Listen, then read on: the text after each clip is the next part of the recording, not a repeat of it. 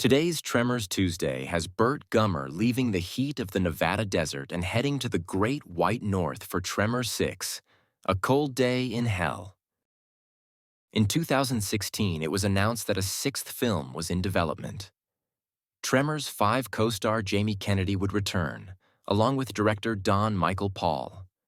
Filming commenced in January 2017, and the film was released on DVD and Blu-ray in May 2018.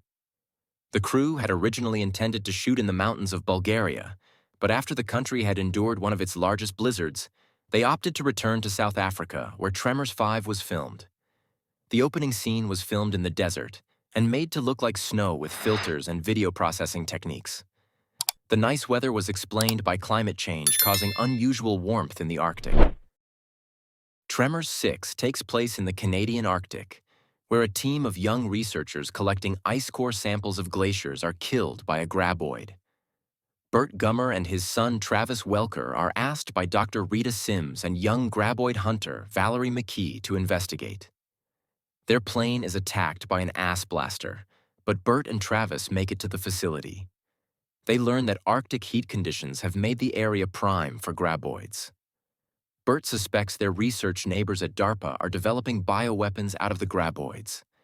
When an ass blaster attacks the facility, Burt rescues a researcher but experiences an episode and collapses.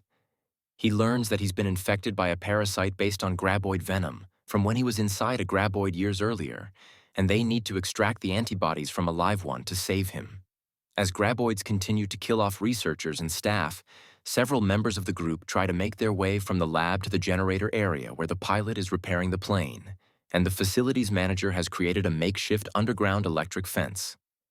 Others head for the communications tower and to turn off a drill that has automatically activated.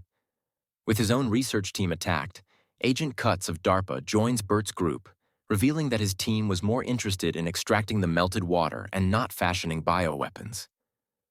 The group works together in an attempt to trap a graboid so they can extract venom from its internal gland sac and save Burt. This sequel has the most action of all the films, and it definitely keeps the story moving. There's a good cast of characters, and the Arctic location is a nice change. We even get a new twist with a water-based graboid. And there are a lot of guts in this one, almost to the point of being ridiculous. But it's a funny effect. And behind the scenes, interviews reveal there were times when the actors didn't know they were going to get drenched in guts, making for some authentic reactions. There are also several nice tiebacks to the original Tremors movie. Burt still lives in perfection and manages Chang's market. And we also learn that Valerie McKe is the daughter of Val and Rhonda. Unfortunately, since they shot this movie in the desert and had effects budget limitations, we only see Arctic weather and snow in the opening scene. After that, it's a desert movie with people wearing winter clothing. It contradicts the title, A Cold Day in Hell, when your actors look like they're sweating. I also think they went a bit over the top with the CG.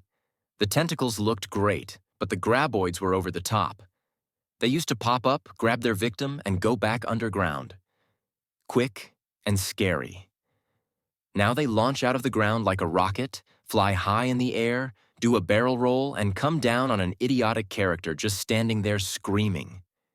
If this had been the final scene, it may have worked, but they did it over and over. And once again, no shriekers. What's up with that? And the underground electric fence is just a copycat trap similar to what they did in Tremors 5. I know it sounds like I'm bashing this sequel, but I really do like it, and I give it a 3.5 out of 5. It's got a lot of good action and comedy, and I was real excited about the Arctic atmosphere. Too bad their effects budget didn't allow them to do that part right.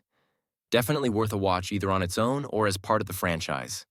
I enjoyed it enough I've rewatched it several times. Just one more Tremors Tuesday left. Next time we'll see Burt Gummer come out of retirement and head to Shrieker Island for his biggest challenge yet. Click on the Tremors Tuesday playlist if you need to get caught up before the finale.